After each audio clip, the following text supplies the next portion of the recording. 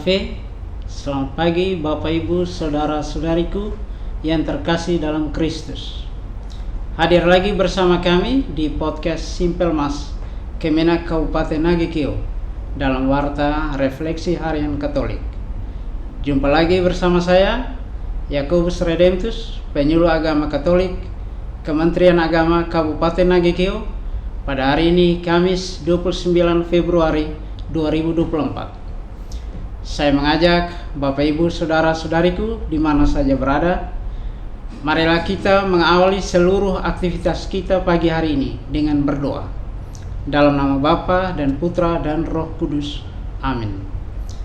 Bapa dalam surga, kami bersyukur atas perlindungan-Mu sepanjang malam tadi. Kami bersyukur atas hari baru yang membawa kesegaran dan membangkitkan semangat baru bagi hidup kami. Berilah kami kemampuan baru untuk menghayati iman dan mengamalkan kasih sepanjang hari ini. Demi Kristus Tuhan dan pengantara kami. Amin. Bapak Ibu Saudara-saudari, bacaan suci yang akan kita renungkan hari ini diambil dari Injil Lukas bab 16 ayat 19 sampai 31. Sekali peristiwa, Yesus berkata kepada murid-muridnya, "Ada seorang kaya yang selalu berpakaian jubah ungu dan kain halus, dan setiap hari ia bersukaria dalam kemewahan. Dan ada seorang pengemis bernama Lazarus, badannya penuh dengan borok. Ia berbaring dekat pintu rumah orang kaya itu.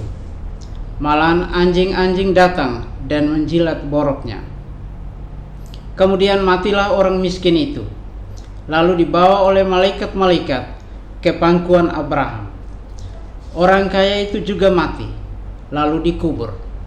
Sementara menderita di alam maut, ia memandang ke atas, dan dari jauh dilihatnya Abraham dengan Lazarus duduk di pangkuannya.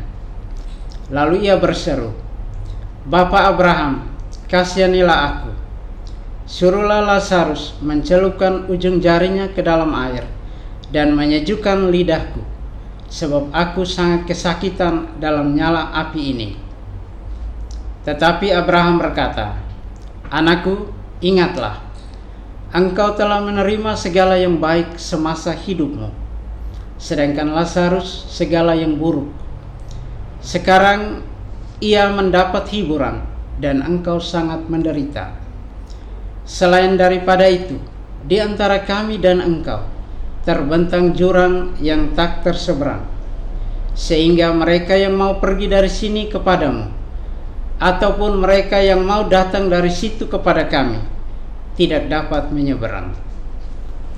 Kata orang itu, 'Kalau demikian, aku minta kepadamu Bapa, supaya engkau menyuruh dia ke rumah ayahku, sebab masih ada 5 orang saudaraku, supaya ia memperingatkan mereka dengan sungguh-sungguh, agar mereka kelak jangan masuk ke dalam tempat penderitaan ini.' Tetapi kata Abraham, 'Ada pada mereka kesaksian Musa dan para nabi. Baiklah mereka mendengarkan kesaksian itu.' Jawab orang itu, 'Tidak, Bapa Abraham. Tetapi jika ada seorang yang datang dari antara orang mati kepada mereka, mereka akan bertobat.' Kata Abraham kepadanya, 'Jika mereka tidak mendengarkan kesaksian Musa dan para nabi, mereka tidak juga akan mau diyakinkan, sekalipun oleh seorang yang bangkit dari antara orang mati.' Demikianlah sabda Tuhan." Tema renungan pagi ini, mengasihi sesama dalam kasih Tuhan. Bapak Ibu Saudara-saudari yang terkasih dalam Tuhan, banyak sekali realitas dalam hidup kita. Orang-orang yang hidup berkelimpahan harta, dan ada juga yang hidupnya sangat miskin. Dalam Injil hari ini dikisahkan tentang seorang yang kaya raya yang selalu bersukaria dalam kemewahannya. Tetapi di saat yang sama, ada di hadapannya berbaring dekat pintu rumahnya seorang pengemis bernama Lazarus, yang selalu didatangi anjing-anjing dan menjilati boroknya. Gambaran ini menunjukkan dua situasi hidup yang sangat kontras. Bapak, Ibu, saudara-saudari, memiliki kekayaan itu tidak salah. Menjadi kaya juga tidak salah. Si orang kaya ini tidak salah dengan kekayaannya. Namun satu hal yang kurang adalah orang kaya itu kurang atau bahkan tidak solider dengan keadaan atau dengan orang-orang di sekitarnya. Kekayaan telah membuatnya buta terhadap kebutuhan orang di luar komunitasnya. Kekayaan menjeratnya sehingga ia hanya memfokuskan hidup hanya dengan dirinya sendiri, dengan teman-teman atau mereka yang menguntungkan hidupnya. Ia sama sekali tidak punya sikap solider dan kemauan untuk berbagi kepada sesama yang membutuhkan. Kematian Lazarus yang kelaparan harusnya menjadi tanggung jawab orang kaya itu, sebab ia tidak memberi makan sebagaimana yang dibutuhkan oleh Lazarus. Sejatinya, kehadiran orang miskin di depan rumahnya menjadi peluang baginya untuk mengamalkan ajaran kasih Tuhan. Jika ia berbagi hanya dengan komunitasnya saja, itu hal yang biasa. Pada masa Prapaskah ini, kita kembali diingatkan untuk menguatkan semangat kepedulian terhadap sesama. Jangan sampai cara hidup kita menumpulkan semangat kemanusiaan kita. Bagaimanapun keadaan hidup kita harus selalu bersikap solider dan rela memperjuangkan kebahagiaan orang lain. Kebahagiaan kita pribadi sebagai murid Tuhan akan diukur melalui kualitas tindakan kasih yang kita buat kepada sesama kita yang menderita dan tersisih, agar kita tidak menyesal seperti orang kaya itu yang diingatkan oleh Bapak Abraham.